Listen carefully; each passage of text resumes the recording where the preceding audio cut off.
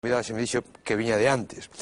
E se houbo alguna vez celtas ou non en Galicia? Eu confeso que tiña a sensación, probablemente por falta de información, que era un asunto máis ou menos pechado, e pechado na liña de que non podíamos considerar que fórsemos unha nación celta, visto desta perspectiva histórica, porque sí que é certo que isto do celtismo, pois, en outras facetas da vida, pois, como a literatura ou a música, a chamada música celta, pois, ten unha puxanza que é evidente, pois, como etiqueta que permite entrar máis facilmente en determinados circuitos, etc., etc. O certo é que nos últimos anos as teses que defenden a orixe céltica dos galegos pois, volven a ser a actualidade. Evidentemente que non son as formulacións exactas de Murguía ou de Viceto, pero sí que se reclama dun pasado celta para Galicia. E isto é, do estado da cuestión, é o que lles queremos comentar esta noite na chave. Vou ir presentando xa os nosos convidados de esta noite. Nos acompaña don Andrés Penagraña, ele é arqueólogo, traballa no Concello de Narón, é un dos organizadores dos encontros internacionais celtas que se celebraron en Ferrol. Moi boas noites, como está? Hola, boas noites, moi ben. Por que agora se volve a decir que houve celtas en Galicia? Porque agora se pode dicir, supoño, porque ao aparecer, non sei se foi hai 10 anos así, non? En Botorrita, en Zaragoza, os célebres bronces, entón empezaron a darse uns animados coloquios sobre linguas e culturas paleohispánicas. Entón, os de Zaragoza, pois estes de Botorrita son unhas inscripcións, unha concretamente, que é a inscripción en lingua céltica máis grande que se conserva no mundo, non? Entón, eso deu pé a que os lingüistas ocuparan da Península Ibérica, prestaran atención outra vez ao que pasaba dentro da península, non? Entón, claro, cando voltaron os ollos sobre Galicia, pois viron que Galicia era un misterio, que non sabían nada. Dende aqueles estudios do Seminario de Estudios Galegos, que eran pioneiros en toda Europa, os de Florentino López Cuevillas e Rui da Serpa Pinto, dos anos 30, e incluso no 42, me parece, así, e máis adiante chegaron, pero non se voltou a tocar o tema, non? É dicir, desmontouse todo o que fixera o seminario. Entón, Galicia era un misterio. Entón, a raíz de que se prestou atención á Península Ibérica, entón empezaronse a preocupar que había en Galicia, non? Incluso o primeiro congreso que se ocupa de Galicia foi hai 2 anos ou 3, foi en Brest, en Bretaña. É dicir, foron os bretóns os que organizaron un congreso dedicado á Península Ibérica, pero para ver que pasaba en Galicia. E por eso volve outra vez esta de actualidade. Sí, depois deste congreso houve un en Ferrol, o primeiro foi galego, e depois o seguinte xa foi internacional, é dicir, ali estaba a mellor especialista en religións do mundo, Miranda Alhaus Green, Vencesla Cruta, o catedrático da Sorbona, é dicir, estaban todos os europeos, é dicir, xa Galicia, vamos, que está focalizada. Aparte que hai uns estudios moi importantes que están levándose a cabo en Inglaterra, bueno, Cambridge University Press publica o que se chama Principado Celta e Estado Celta, que son as novas tendencias da arqueoloxía europea, entón que definen unhas áreas culturales en Europa, non? Entón Galicia está encadrada, moi ben encadrada, Galicia e Portugal, por suposto Asturias, encadrada dentro do que se chama o mundo atlántico. Un área cultural moi importante que ten o berce no Neolítico. Moitísimas gracias, don Andrés. Tamén nos acompaña Felipe Arias, director do Museo do Castro de Viladonga en Lugo. Probablemente, non sei se o coñecen, no país. Moi boas noites, como está? Hola, boas noites. Bueno, que lle parece a usted, se pode afirmar tanto isto así de que somos unha cousa celta ou unha nación celta ou unha cultura celta? Eu creo que non, é unha opinión. Eu creo que non, e, bueno... No país, moi boas noites, como está? Hola, boas noites. Bueno, que lle parece a usted, se pode afirmar tanto isto así de que somos unha cousa celta ou unha nación celta ou unha cultura celta? Eu creo que non, é unha opinión. Eu creo que non, e, bueno, cando se falaba dun debate celtas, non celtas, eu creo que a historia é bastante complexa, que non se pode simplificar tanto de somos celtas ou non somos celtas, porque estamos falando de miles de anos de historia onde a sucesión de feitos, a sucesión de acontecementos, a mistura de aspectos é moi complexa e entón eu creo, son fundamentalmente arqueólogo e museólogo e estou atado á cultura material, non? E a cultura material é moi diversa e é moi diversificadora e permite falar de moitas cousas, non? Entón, evidentemente, non se pode negar que en Galicia hai unha forte influencia céltica. Poderíamos falar de lingua, poderíamos falar de religión, poderíamos falar de cultura material, poderíamos falar de organización social, de organización territorial, de organización política, poderíamos falar de moitas cousas e en cada aspecto, en cada cousa destas, veríamos que ao mellor o resultado era diferente. E eu creo que a verdadeira riqueza da historia galega, por decirlo de alguma maneira, é precisamente a perfecta conxunción de todos esos elementos e a evolución que esa conxunción tivo ao longo da historia. Entón, a min, nós temos a experiencia cotidiá, prácticamente, de que cando un entra, por exemplo, no Museo do Castro de Vilalonga, que é un castro con formación castrexa típica, e empeza a ver trasigilata, empeza a ver materiais galaico-romanos, non? E romanos moitas veces de importación, e dice, pero todos aquí non eran celtas, entón, claro, hai que explicarlles que eso, que unha cousa é a cultura material, outra cousa é a antropoloxía física, outra cousa é a religión, etc., etc. Pero que, de todas formas, ainda que non sexamos celtas puros, con ou sin filtro, somos igual de dignos, é dicir, os nosos antepasados eran igual de dignos, aínda que non fora unha raza pura. Pero aínda máis, somos máis dignos porque Galicia se conformou ao longo da historia ata dar unha nación que, celta ou non, é hoxe Galicia. Unha cousa, é verdad que vostedes teñen un problema que lle xoga a composición do noso clima e do noso chan, que é así moi ácido, e que aquí acaba con todo, con todos os restos. Sí, é un problema vello, vamos, é a posto de releve desde hai tempo, que o chan galego é moi ácido, tanto granítico como de tipo xistoso ou pizarrento, e de feito, por exemplo, a necrópole mellor conservada é a de Cópone da Lanzada porque está nun chan areoso, non? E isto impide unhas análisis de antropoloxía física, é dicir, análisis de osos, de difuntos, que permita afinar ben o que é a etnia e a raza, non? E en todo caso, o problema da raza, da etnia, pois hoxe está un pouco, de alguma maneira, ultrapasado, non? O sea, non vamos pretender agora que Galicia, que os galegos somos unha raza, nin pura nin impura, non? Estamos falando de milleiros de anos. Entón, efectivamente, ese é un problema que se ven engadir a falta de outra documentación, non? Algúnas veces se suma documentación e outras veces se sigue botando en falta outro tipo de documentación. Moitísimas gracias por acompañarnos esta noite. Don Isidoro Millán, conde de Quirós, filólogo, un dos defensores tradicionais da tesi de que os pobladores do noroeste ibérico, anteriores a chegada dos romanos, eran de orixe céltica. Moi boas noites, como está? Boas noites, moi ben. Mire, unha cousa que os que non sabemos, que a mí me chama a atención, que ten que ver a filoloxía con todo isto? Ten que ver fundamentalmente, é dicir, ten que ver fundamentalmente porque hai un momento, despois a ver que direi isto, hai un momento, unha configuración humana, vamos, un grupo humano, que se transmite, que vive unificado, con unha lingua única, transmítese no tempo moito máis que as cousas materiales que son de moda. Veñen e van e demais, isto é inoperante. É dicir, eu podo ter unha vaxilla inglesa, podo ter un paño, calquera cousa, tal, ou un cadro que é pintado en Rusia, tal. E todo eso, vive aí, polo tanto, pois ten orixe ruso, ten tal, eso é inoperante. Mentras que nun grupo social a estabilidade local se manifesta a través de séculos, e que, ademais, está preñado totalmente por unha fala, pois evidentemente, e que ademais que se sabe que son alleos ás falas circundantes, pois eso proba unha unidade que ven de unha maior ou menor antigüedade. Evidentemente, a transmisión da fala é moito máis pervivente unha sociedade configurada todavía.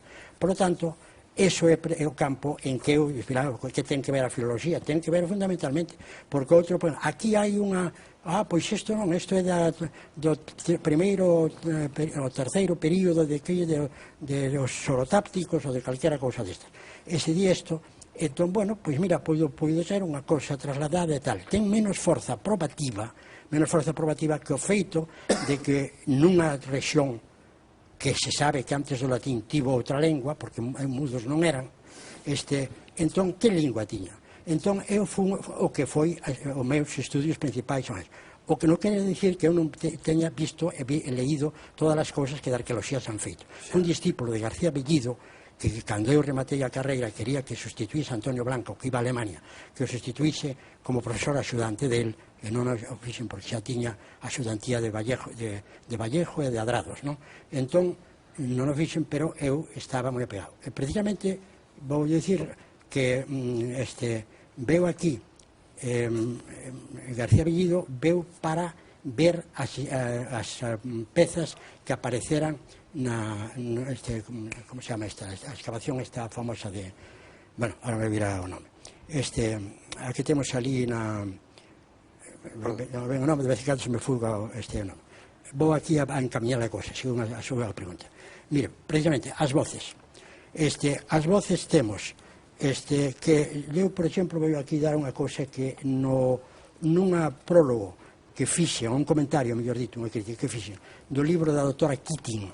A Keating era unha irlandesa que veu aquí, que me presentou Ramón Piñeiro, unha vez, porque mira, tú estudiaches as cousas célticas, tal, esta señora quere facer unha tesi doctoral que facía en Madrid, me parece que era, e tal. Quere facer unha celta a ver as afinidades entre Galicia e demais e tal. Entón, eu dixenlle unha chea de indicacións, ela fixo unha cousa, pero enseguida empezaron a desmentir algúns, a quen ela consultaba, por outro lado, que dicían que aquí non había celtas ningúns. Había algúns que decían que non había celtas. Entón, ela, eu fixe unha crítica, e precisamente nesta crítica, vencellos galego-irlandeses, alrededor dun libro da doctora Keating. Digo eu aquí unha lista grande de nomes que van tomados de testemunhos antigos e que veñen, por exemplo, uns averiguados por min. Edobios, o deus Edobios, deus das termas de Ergo. Naturalmente isto está, non vou dicir o sostén lingüístico que dan aquí, de Edobios. Toudádigos, de Túaz. Huiberobreos, de Bío e de Breo, que vive por sempre.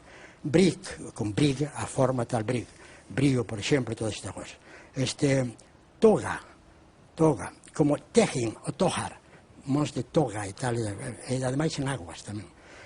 Procede tamén dun teónimo idéntico de irlandés, Don. Don é Dubnos, en irlandés. E isto está tamén en Galicia, Don. Son ahora me ven a cosa de Don, que é o topónimo galego é Donón. Aí están, as áreas de Donón. Igual é que levan nos Vosgos un famoso santuario céltico de centro, que é Dubno, é a mesma voz, e é o mesmo culto. Son hidrónimos celtas en textos clásicos concernentes a Galicia, os de Belión, Bel, Limaya, o Limaya, Slemun, Sars, os Saros, que está en Alemania, na parte céltica de Alemania, en Suiza e tal. Siriz, Suir, Siur, son tomónimos testemunhados en bellos textos os de Calúbriga, donde viene Calabrigarios, Calaballeiros, que eso digne o nome, aí, cando estiven ali, porque eu procedo de Valdeorras. Don Isidoro, volvemos sobre isto despois. Bueno, quero decir que esbocei un comenzo de resposta a que cosa. O fundamental é a lingua, de prova fundamental. Moitísimas gracias por acompañarnos esta noite. Tamén nos acompaña Miguel Anxo Seixas, un colega en moitos programas desta casa, historiador. Agradecemos moito que nos acompañe esta noite.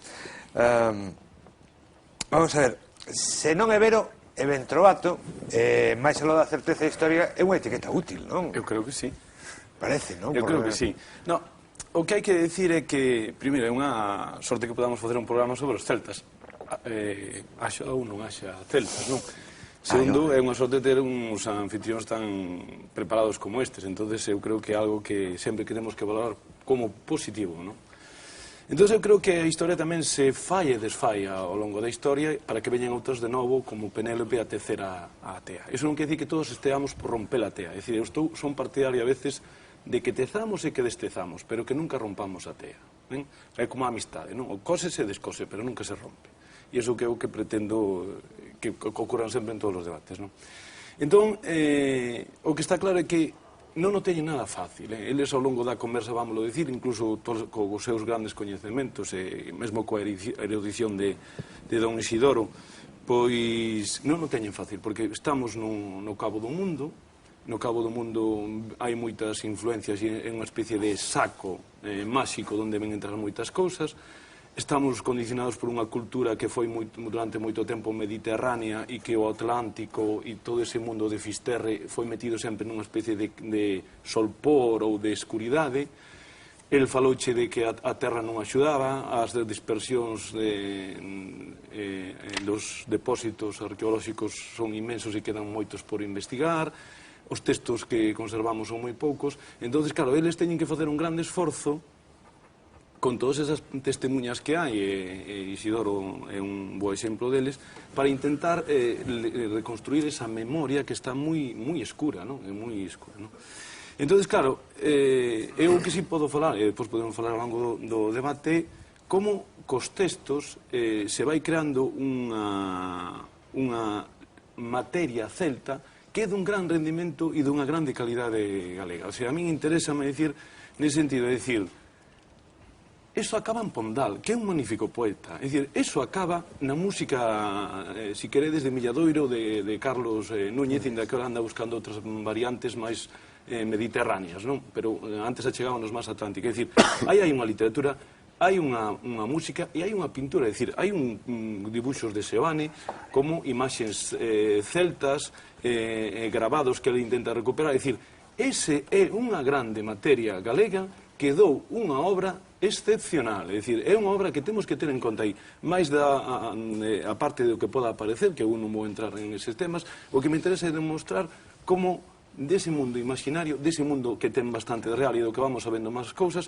podemos facer un encontro como o que se fixo en Ferrol, podemos facer un festival como o que se fai en Lorien ou se fai en Ortigueira, podemos ter uns grandes músicos, uns grandes pintores ou uns magníficos escritores. Entonces, hai unha materia celta que de vez en cando está aí, e se non é bene, é bene trovato, como te dixete. Moitas gracias a todos por acompañarnos. A única condición que temos en este programa é que non fan intervencións moi longas, porque non se siguen ben en televisión. Non hai máis condición, temos 45 minutos por diante, podemos ir e volver atrás nos temas, e eu xa estou vendo aquí a Andrés Penagraña que quere contar algo, pois xa conteme agora. Son uns flashes moi rápidos. Primeiro, os celtas se falou de raza pura ou impura. Os celtas non son unha raza. É que eu estudiei no libro de Álvarez, cando era pequeno, tiño 43 anos. Os celtas eran altos e loiros, os íberos baixos e morenos, casaron e deron os celtíberos. Se eu me miro un espello, digo, eu non son celta. Oi, pero é que Toxac é galés, é celta. Mirade o espello, Toxac non é rubio. Xa non é unha raza. Non hai raza, non é un concepto racial. O sea, que non é un concepto racial. Segundo, como podemos explicar, xa deixando as gaitas e o Celta de Vigo, o camiño de San Andrés de Teixido? Que unha persona vai a un cementerio, chame ao paisano, saque 2 billetes no coche, as cidades asulagadas que hai polo camiño, as lendas das mouras que aparecen e desaparecen. Como se pode explicar ese camiño? Santa Comba que chega nunha barca de pedra, de Santos, se non é dun mundo celta, dun mundo celta atlántico. É dicir, como se pode entender eso? Como se pode entender que o conde de Traba, don Pedro Froilaz, no século XII, en cada súa terra, o seu fillo sería conde de Trastámara, e seña príncipe o imperante da terra, e teña vigario da terra e meiriño da terra, cas bisbarras galegas, é dicir, a terra de Bergantiños, moi celta, por certo, a deusa Brigantia e a deusa da soberanía, a terra de Nemitos, palabra celta de libros do santuario, xa non falo dos Celtici para Estamarqui e Supertamáricos, que daría o condado de Trastámara, tralo Tamara, que o Tambre, o Tamara é o mesmo río que divide Cornualles de Inglaterra, o Tamara, o mesmo nome. Pero xa non por os nomes da hidronimia, non me meto na lingüística. Os celtas non é unha raza, é unha organización social de tipo territorial, principesco, é dicir, os cultura castrexa. Pero como podemos falar da cultura das autopistas? Da cultura da luz eléctrica? Eso non é unha cultura, é unha forma de hábitat da Idade do Ferro, que hai o castro, os millores non están en Galicia, están en Inglaterra, no suroeste, criminales, en Bretaña, máis chulos cos nosos. Tamén aparece teula nos castros cando están romanizados. Había que ver, non definimos o que está romanizado, non? É dicir, que significa, por que nos non temos unha cidade como pode ser, por exemplo, calquera cidade andaluza, emérita Augusta, temolo en Lugo, pero por que nos temos, por exemplo, San Cibrán de Las? Eso que é? Que é Santa de Las? É unha cousa criminal, é dicir, pero é como unha corte do Rei Arturo, onde casas, rectángulos con casas abertas en torno a un patio central. É que eso ven da vila? Non, porque hai estudios ingleses do mesmo tipo de casas, que sí, que é como unha vila romana, son paredes por fora e todo en torno a un patio central. A idea é a mesma. E pode ter un aire mediterráneo en algunhas cousas. Pero eso non é romano, non é unha vila. Nos temos tamén vilas romanas.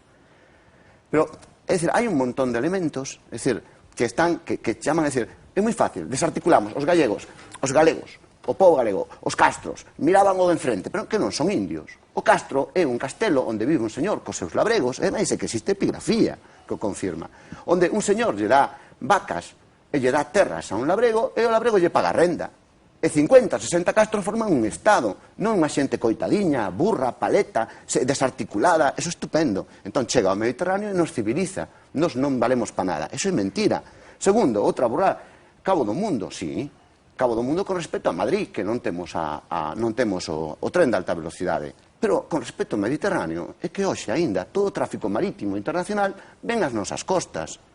No segundo milenio antes de Cristo, en Pedornes, en Oia, en Pontevedra, hai unha nave representada de varios metros de longo de papiro do Mediterráneo Oriental, estudiada por Fernando Alonso Romero. O sea, bueno, e máis cousas, os restos arqueolóxicos, é dicir, nós somos periféricos con respecto a Madrid, hoxe, pero somos centrales con respecto ao Atlántico. Galicia, nos séculos 13, 14, 15 e ata o 16, ata a famosa Armada Invencible, en que se afundiron os barcos e se mandaron decepar as viñas, que eso ninguén fala deso, arrancar as viñas dende a raíz. Galicia era unha potencia marítima e o Porto da Coruña o máis importante do Atlántico. Pero claro, nós en historia estudiamos a comenda italiana e as cousas dos cataláns, desaparece eso. Desaparece coa Armada Invencible, a flota mercante, os barcos de pesca destruídos, para que a xente non quedou memoria deso. Salta miles de anos con Claro, claro, loca. que se salta, pero é que, digo, a postura do Atlántico é importante. Entón, hai un núcleo atlántico, pero é que hai máis. A nivel do dereito, é dicir, os roles do Lerón, eso meterse en outra dimensión, son textos xurídicos do século da Idade Media que falan do mundo atlántico, son idénticos ás partidas de Afonso o Sabio sobre o tema do tráfico marítimo. Pero que Castela non ten barcos, eso é o Atlántico, non? Pero que para facer ese dereito que converxa se necesitan miles de anos de práctica mercantil, de tráfico mercantil, de usos e de costumes. É dicir, é un mundo moi complexo, nada sinxelo e non é paro, xa? Seguimos. Sí, non, decía, algunhas das cousas que di Andrés non son exclusivas do mundo céltico, tamén as hai noutro tipo de culturas. Por exemplo? En todo o mundo. En todo o mundo. É dicir, o efeito de existir un poboado guiado por un xefe con relacións de servidume non é exclusivo do céltico. Perdón. No, eso por un lado. Por outro lado, cando falamos de Galicia, de Galicia céltica, resulta que estamos citando cousas, antes se falaba de Botorrita, estamos facendo referencia de cousas que precisamente non están en Galicia.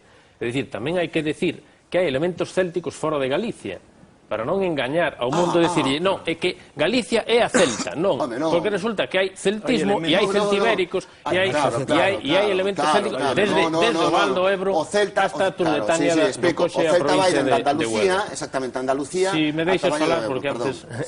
Entonces, quero dicir que iso é o que hai que aclarar a xente, e por eso antes facía esa referencia a intelixibilidade que se pretenda, non? Cando se fala do mundo céltico, para que a xente non confunda, pois eso, queimada cunha rosácea, cun trisquel, coa música celta, pensa que todo é un único, un bloque monolítico e que todo é exclusivo de Galicia, porque non é así, e iso é o que hai que tratar de explicar. Logo insisto, en que eu aquí estou quizáis un pouco fora de xogo, porque eu me dedico fundamentalmente ao mundo castrexo e ao mundo galaico-romano, e a realidade que vexo, pois xa digo, insisto, que é multiforme. O sea, multiforme non me deixa ver as cousas tan fáciles nin tan lineais. Exclusivo de Galicia. Con esa idea de empezar no mundo neolítico e acabar na Armada Invencible. Non o vexo tan claro. O sea, pero o mundo castrexo é exclusivo de Galicia?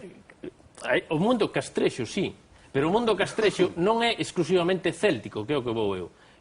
Os castros, haberá castros que sí son celtas, pero non son exclusivamente célticos. Por que? Porque hai moitos outros componentes atlántico, efectivamente hai un forte sustrato atlántico que é o fundamental, eso xa decía de entrada que non se pode negar, ese é o fundamental e ademais posiblemente é o que nos conforma como pobo.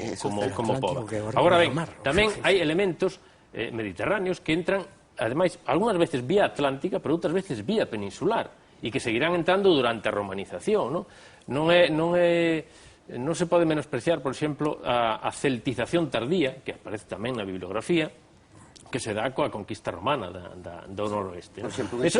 Eso tamén está presente na... Non digo que seña absurdo ou menos absurdo, digo que está presente na bibliografía, que é o que estamos traducindo todo. A propósito dos congresos e desas actas, Claro, ti dis, no, aquí ven xente moi importante. Ao lado deses congresos, hai outros congresos que din o contrario tamén con xente moi importante. Bueno, pues xente... Que vaya a discutir As Claro. as probas materiais. Por eso digo que ao lado dese congreso pues estarían outras actas tamén con xente importante e a riqueza debe salir do debate, o sea, a riqueza debe salir da discusión e non empecinarse en isto sí, porque sí, porque sí, porque sí, ou isto non, porque non, porque non, porque non. Os outros non ofrecen nada. O sea, eu digo, ver cal é a realidade, discutimos cal é a realidade epígrafes, histórica, cal é a realidade arqueolóxica, cal é a realidade lingüística, cal é a realidade ideolóxica, espiritual, e todo eso analizalo pormenorizadamente e sin facer, insisto, compartimentos estancos, ríxidos e monolíticos que creo que non levan a ningures neste momento. Non, vamos, estamos escoitando con moita atención e demais. O que pasa é que efectivamente eu coincido coa posición sociolóxicamente, digamos así, o vértice fundamental do teu traballo me parece que a visión xa sociolóxica do institucional. Entón, que estou conforme. Eu é precisamente a lingüística. E, por lo tanto, digo, vamos, erróneo, pensar que nós estemos introducindo aquí cousas que son alleas ao asunto. O asunto é que unha sociedade organizada que permanece no tempo, que non é unha cousa momentánea, accidental, unha sociedade é precisamente aquela que se manifesta na lingua. Aí está a trabazón da sociedade. Por eso, citei algúns nomes, e vou a citar algúns máis, co permiso de quen dirixe a cousa. Vou dicilos, e despois, cando se me rebata, non estamos falando de cousas que queremos, sino que están aí. Topónimos, bueno, prescindio de outros, non?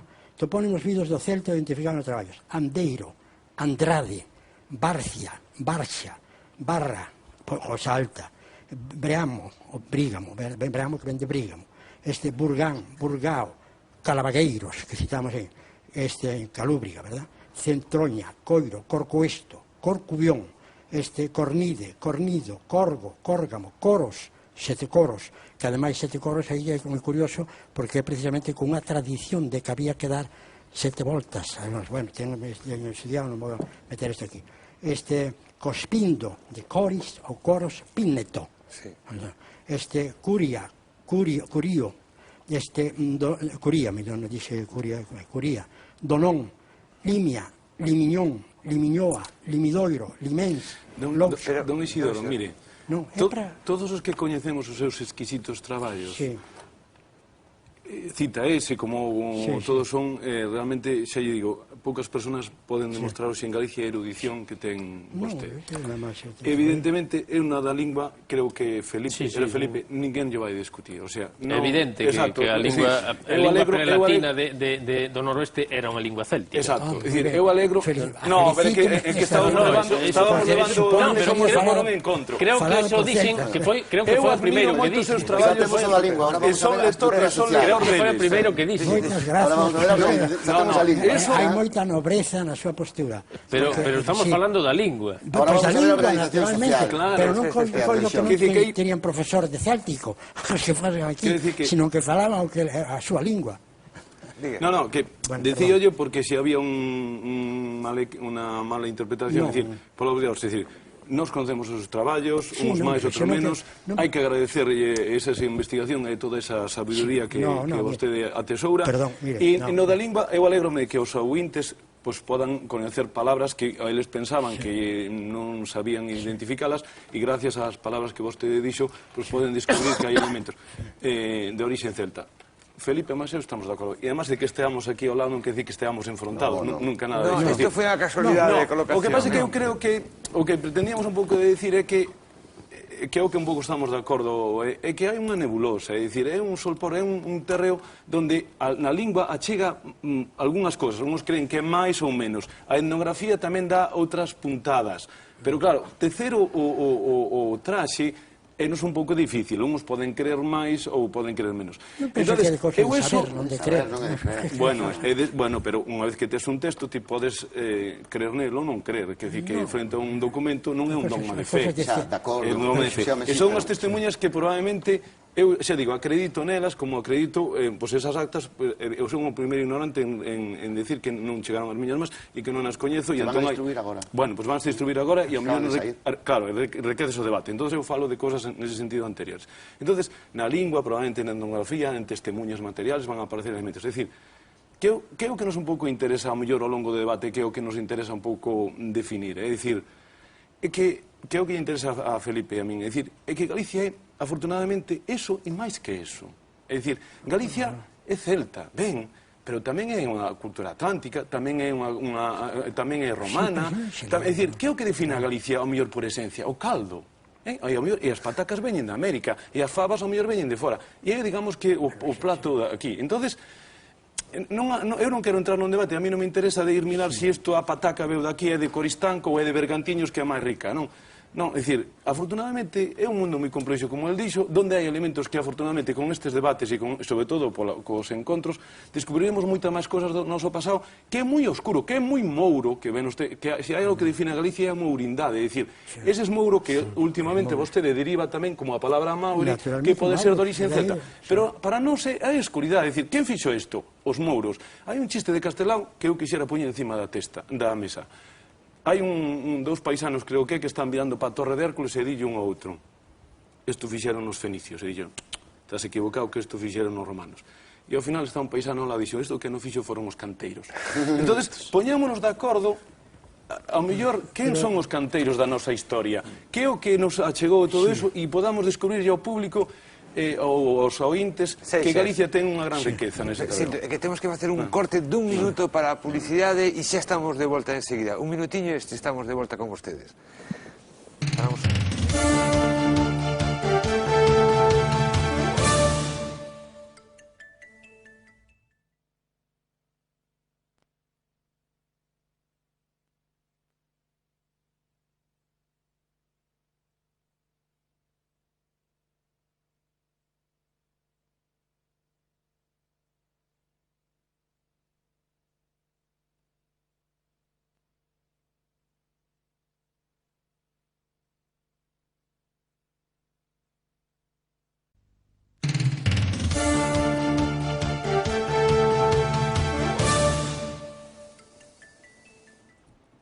Xa estamos de volta na chave, estamos hoxe falando do noso pasado, da presencia céltica do noso pasado. De algún xeito, agora Miguel Anxo Seixas, antes da publicidade, nos falaba de que, bueno, que sí que parece que tamén Felipe Arias tamén decía que hai elementos na lingua que claramente que son celtas, non?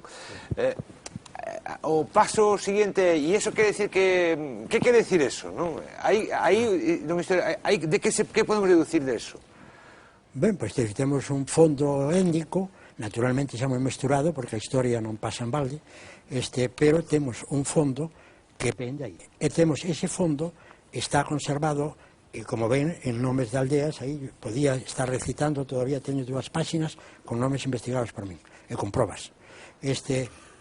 Eso que, como decía moi ben, ten que ser respetado, porque configura todo isto. Iso non quere decir que, digamos, que ao mundo, vamos, do galego actual, pois que se reduce tal. Evidentemente, na lingua temos conservado, por exemplo, a entonación musical. A entonación musical de galegos falantes, non de galegos que aprenderon na entronte o galego, non? Entón, hai unha entonación conservada máis ou menos, por exemplo, nas rías, na parte, por exemplo, de Marín, conservaba, non sei agora, con narcotráfico, a mellor hasta me desapareceu.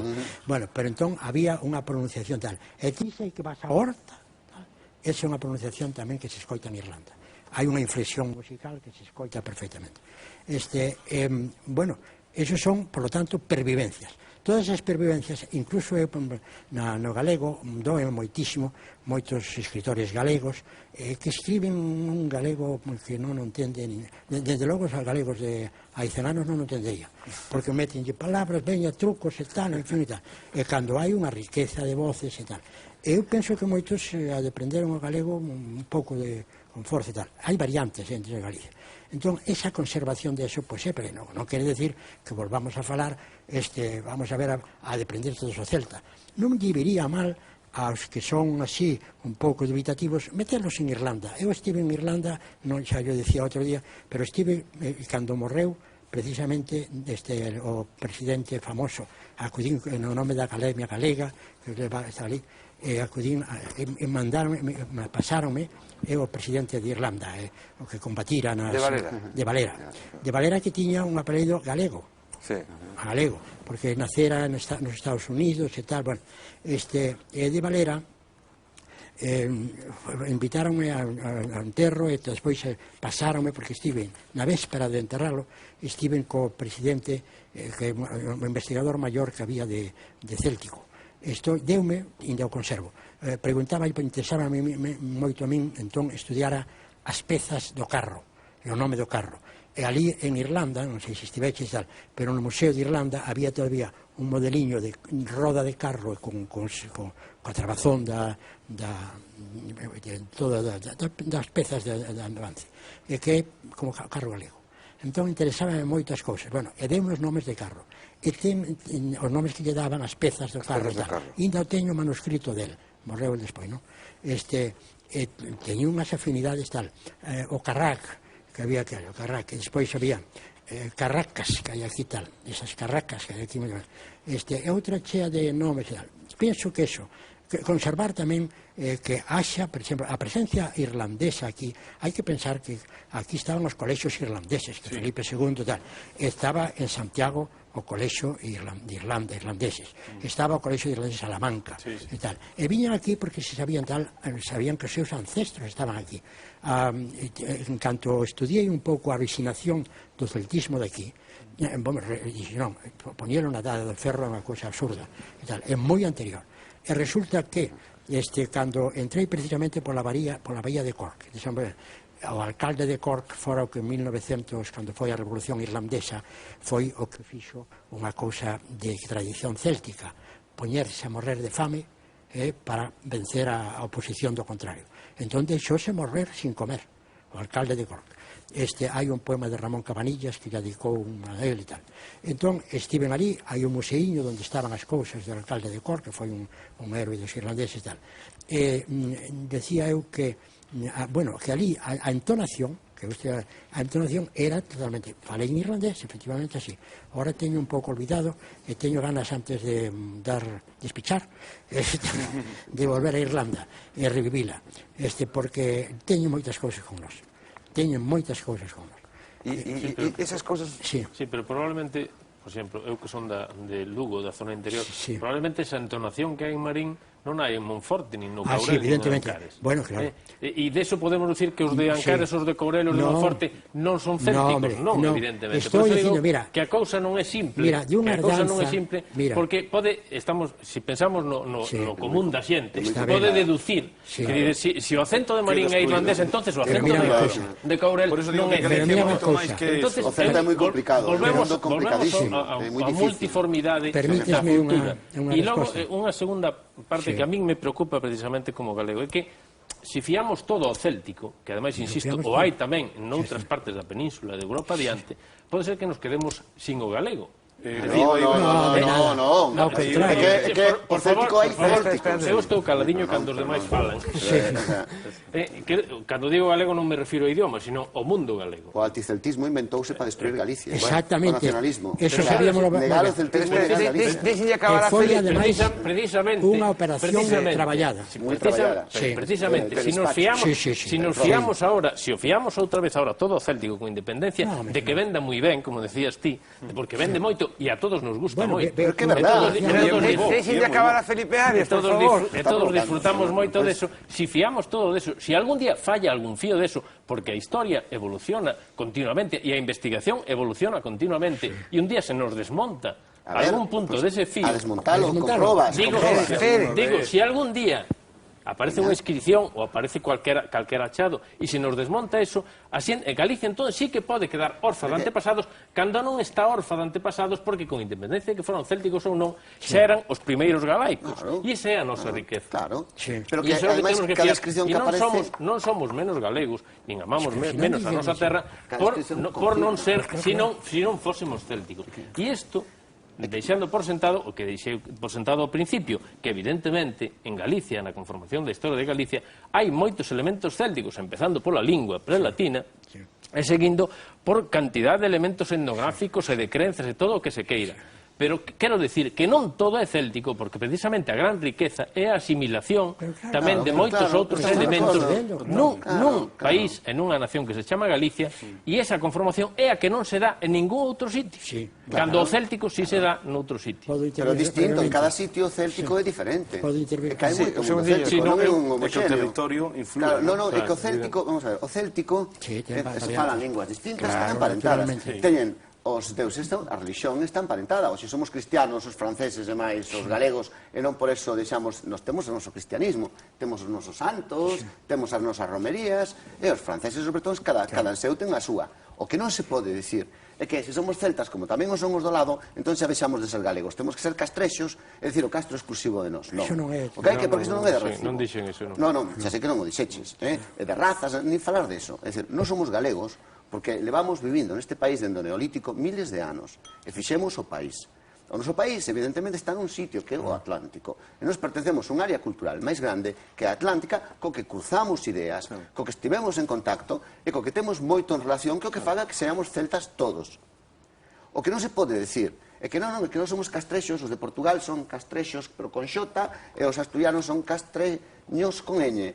É unha chorrada. Os castros é unha forma de hábitat da Idade do Ferro. Non significa nada, é dicir, a mí me interesa, con documentos, con papéis, como é un epígrafe galego? Está en latín, pero din, a pana, amboli filla, non ten tres nomes, din, Mengana filla de Mengano, que é como se facían os nomes en Galicia ata o século XVI. Sí. E depois din, a terra, a bisbarra que pertence, céltica supertamárica. Sí. Iso está nun epígrafe de Lugo, Sí, sí. romano, todo romano. Sí, sí. Ah, non, a lingua é romana.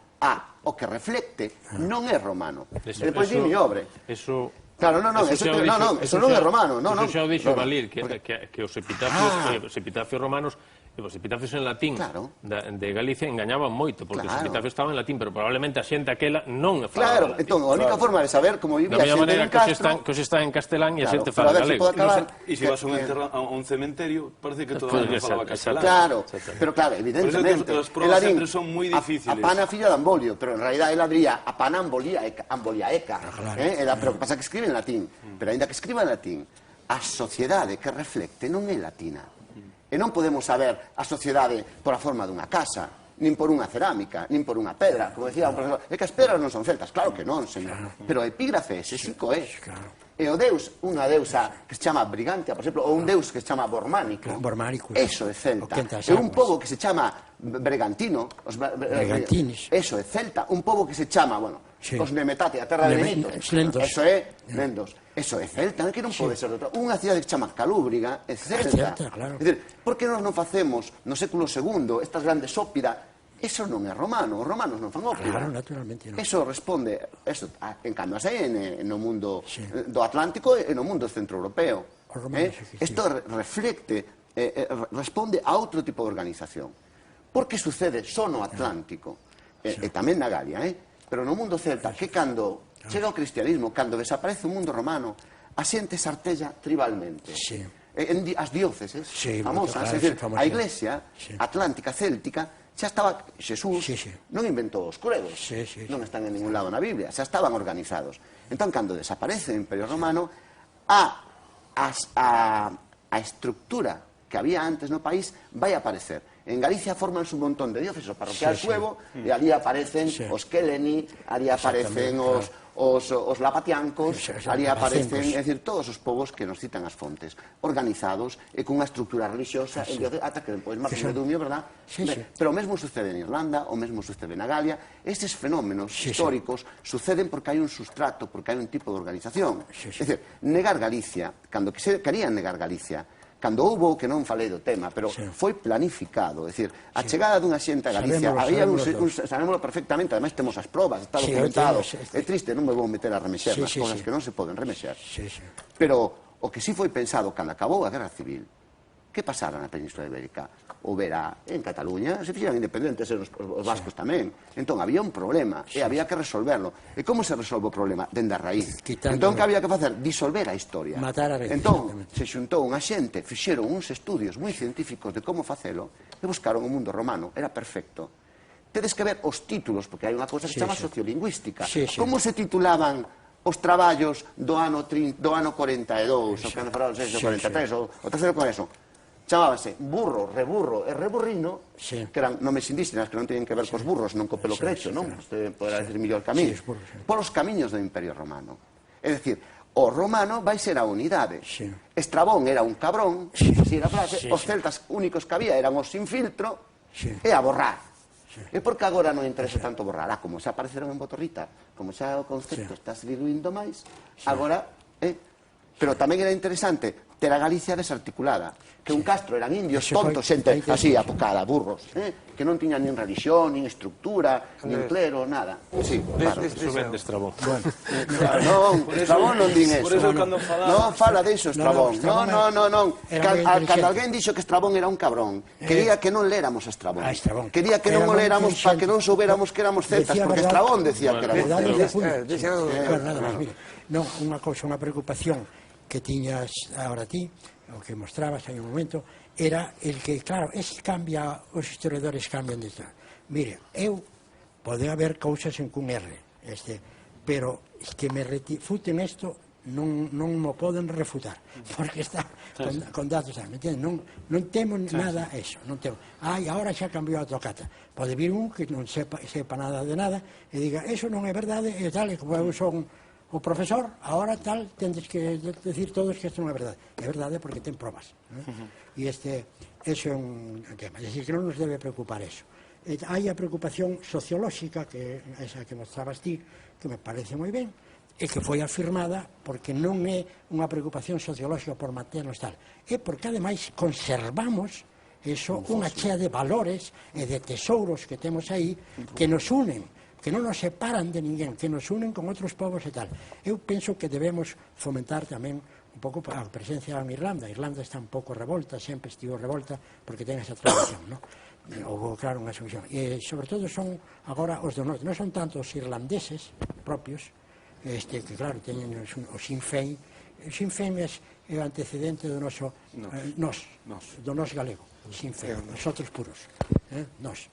Que é unha afirmación tal porque estaba, pero claro, estaban toda a conquista de Inglaterra e todo aquí tal, foi afora tremenda. E os que máis se identificaran despois cos irlandeses foran algúns dos señores anglos, ingleses, que se apoderaron deso, que teñen castelos e tal, en fin, e que dominaron sobre a masa popular, que emociona, non? Cando se fala con... E teñen moito sentido irlandés, e unha xente boísima. Bueno, agora estou aquí interrompindo, non sei se hai alguna cousa que... No, evidentemente, tamén o dixen antes, que Galicia ten unha vocación atlántica de vello, eso é innegable, e que é a máis importante, ninguén dos que estamos aquí a negou ni a pensa negar, non? O que decía eu é que a cousa é máis complexa que decir simplemente... Moi complexa. Que decir simplemente, é que somos todo o que somos é atlántico e é céltico. Iso é o que eu me resisto a creer. Que todo o que somos sexa atlántico e céltico. Nos ofrecemos probas lingüísticas. Os que din que non, por que din que non? En base a que elementos? Que presenten documentos. Porque teñamos algúns temas antepasados. Eu teño antepasados austriacos. Insisto que igual que hai esas actas, hai outras actas. Pero din cultura material, dibuixan estilos de pezas, comparan... Non, ti sabes que hai tamén traballos de lingüística, que hai traballos de organización social, coñezo todos os que hai, de organización territorial... Andrés, un momentinho, Andrés, seixe, por favor. No, quero dicir que, para non seguir así enguedellando o novelo, que non nos vai a dicir, que nese sentido estamos de acordo, non? Tamén era un pouco que nos preguntáramos así todos que a onde queremos ir, non? É dicir, que poñamos, estamos nunha autoestrada e poñamos o intermitente, é dicir, recoñezo que a historia de Galicia é un misterio, é unha historia que foi ocultada, todo o mundo sabemos que non só foi ocultada, senón que foi manipulada, e pouco a pouco, que é o que ten que enterarse o espectador, gracias ao teimudo traballo de moita xente e a rigorosidade deles, pois están levantando moitas cousas desa etapa moura, desa mourindade, que se queredes chamar así.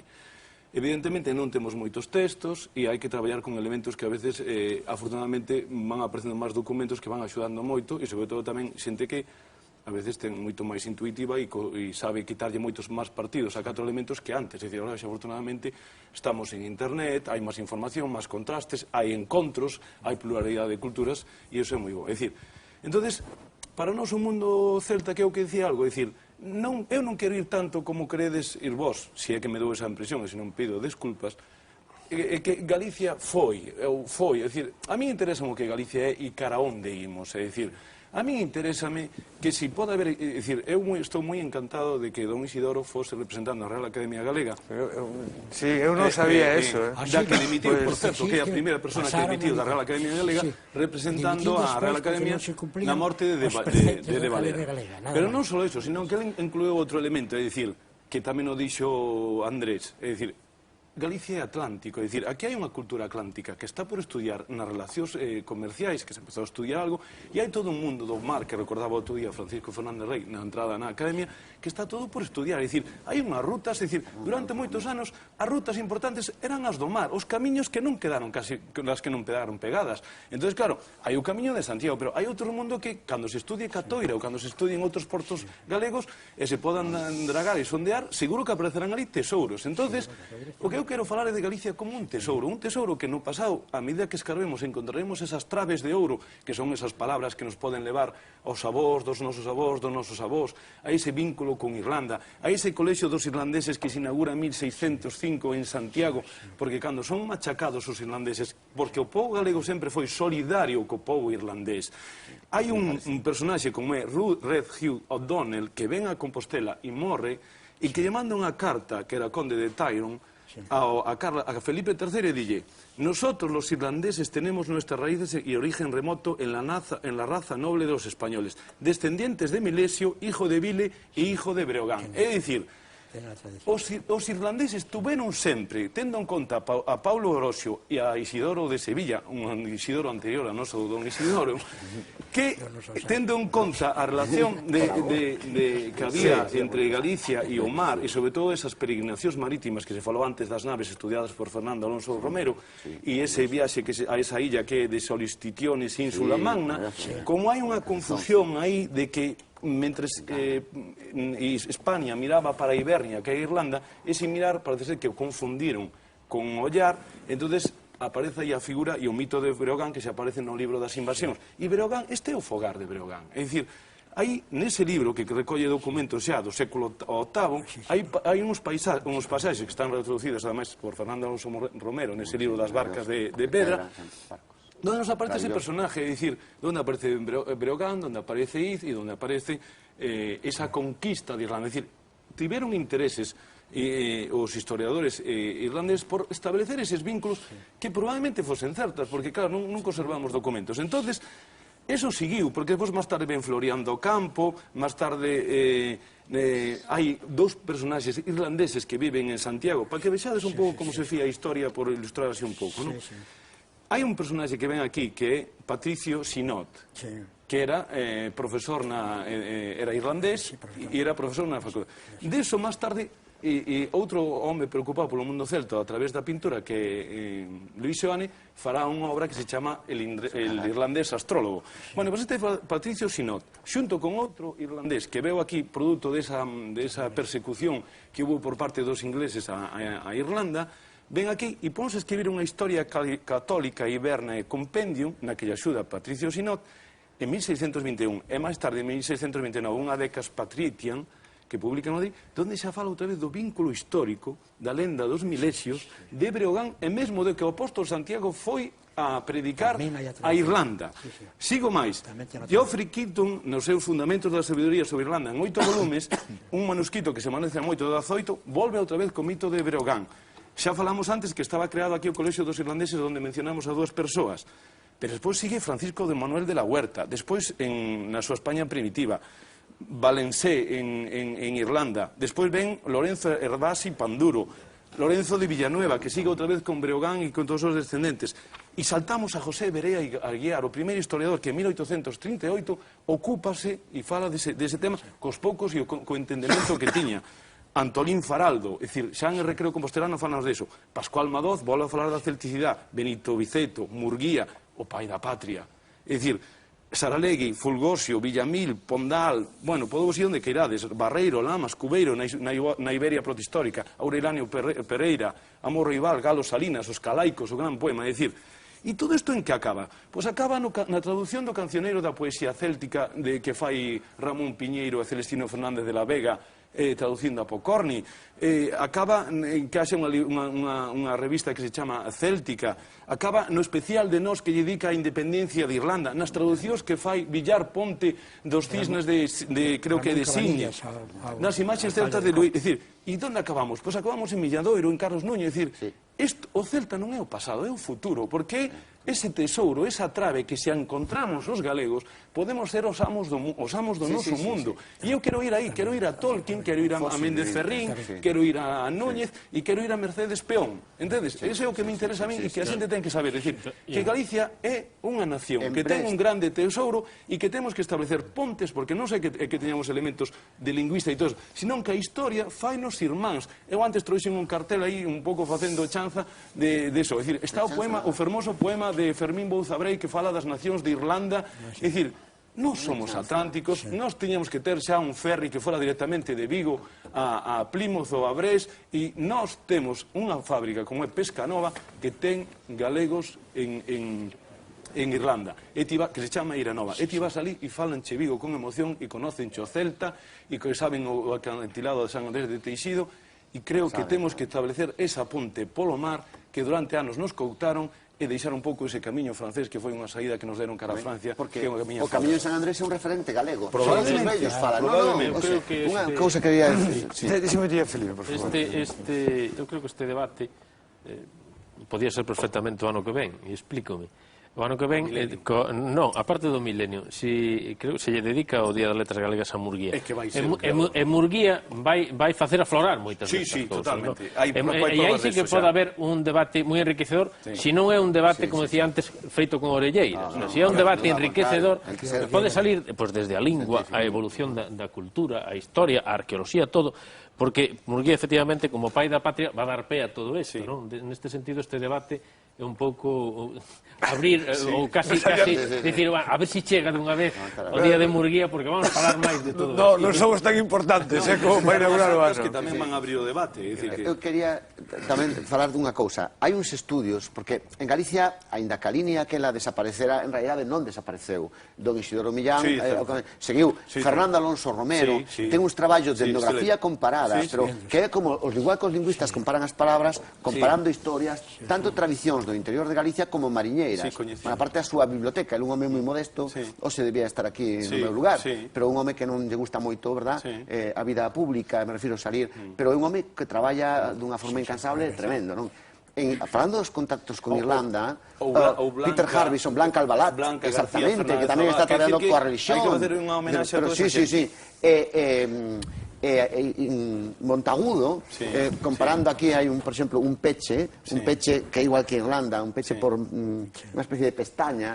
Peter Harbison, que é un grande arqueólogo, Peter Harbison irlandés, é o Montagudo de Irlanda, un tremendo arqueólogo, falando do mesmo, é dicir, os contactos con Irlanda ao longo de todo o tempo, tamén existen os camiños de peregrinación, os mesmas lendas dos mariñeiros, os mesmos mitos, as mesmas tradicións. Andrés, vamos a ver, pero un pouco na línea do que decía o Seixas, o que está falando vostede, pero para eso non se require unha definición de celta ou un anagrama de celta. Eu creo que sigue preocupándome o mundo público.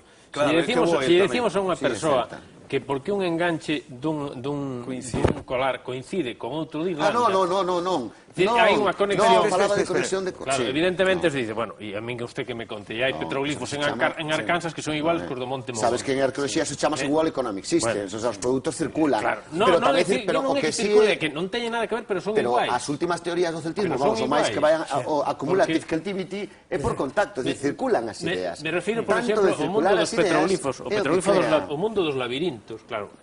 O labirinto sempre se identificou co Atlántico e co mundo céltico, e hai unha relación co Atlántico e co Mediterráneo, e resulta que aparecen tamén entre os indios de Arkansas, en Estados Unidos. Entón, claro, a xente se queda así, foron os celtas a Arkansas. Non, señora.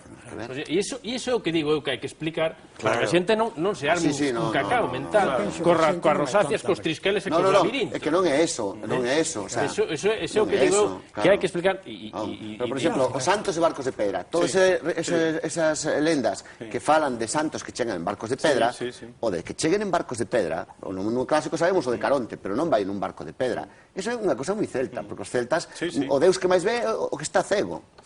O deus que o barco que mellor navega é o que é de pedra. É dicir, isto é moi galego de hoxe tamén, é de buscarlle estas coñas, non? Pero me refiro, cando falamos destes santos e barcos de pedra, hai unhas penas de Avalar, hai unha pena dos Cadrís, hai unha cidade asulagada que ten unha lenda, hai unha serie de material que está todo emparentado. Eso non é por casualidade.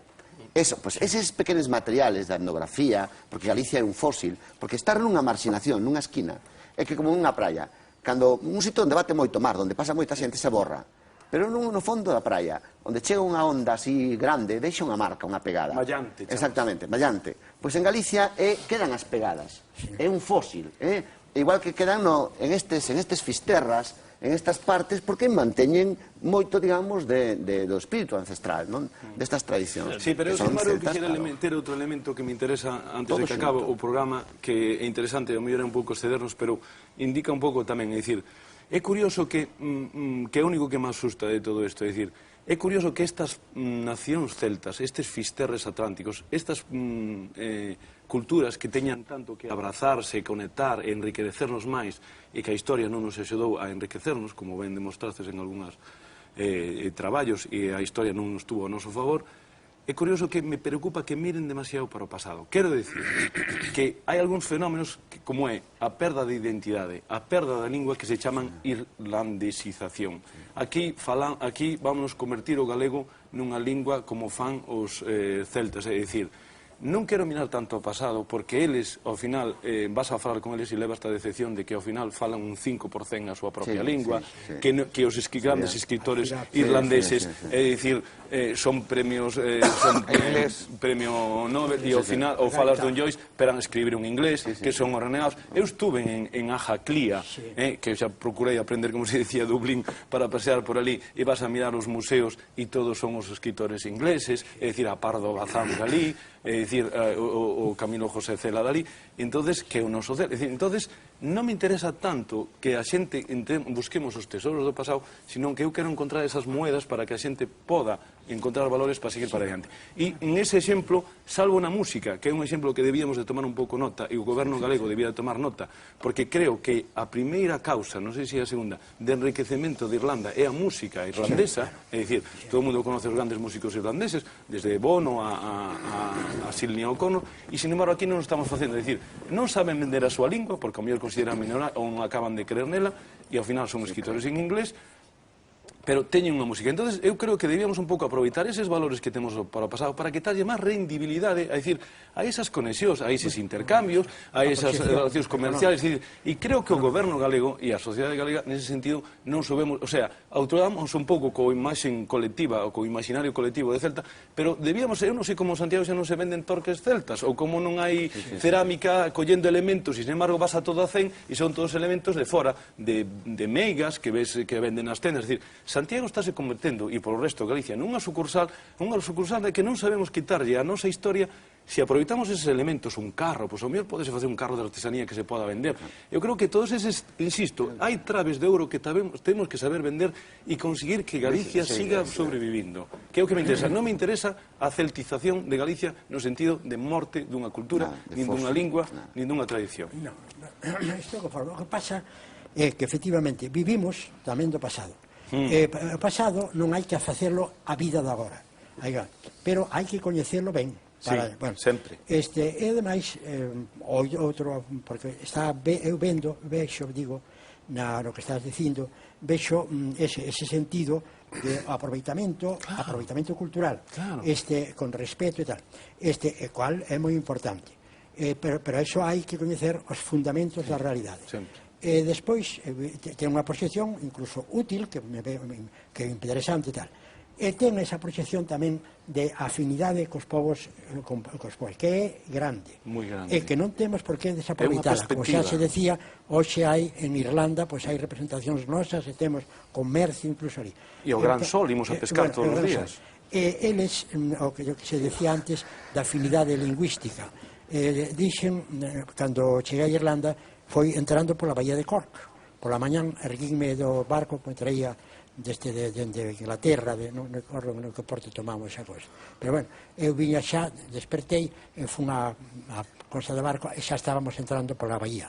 E despois desembarcamos ali, viñera falando cun irlandés que estaba en París, e que tal, tocounos o mesmo camarote e tal, e viñemos falando. E despois, ao chegar ali, o primeiro, ao desembarcar, fui a un hotel, xa tiña un chamado de París,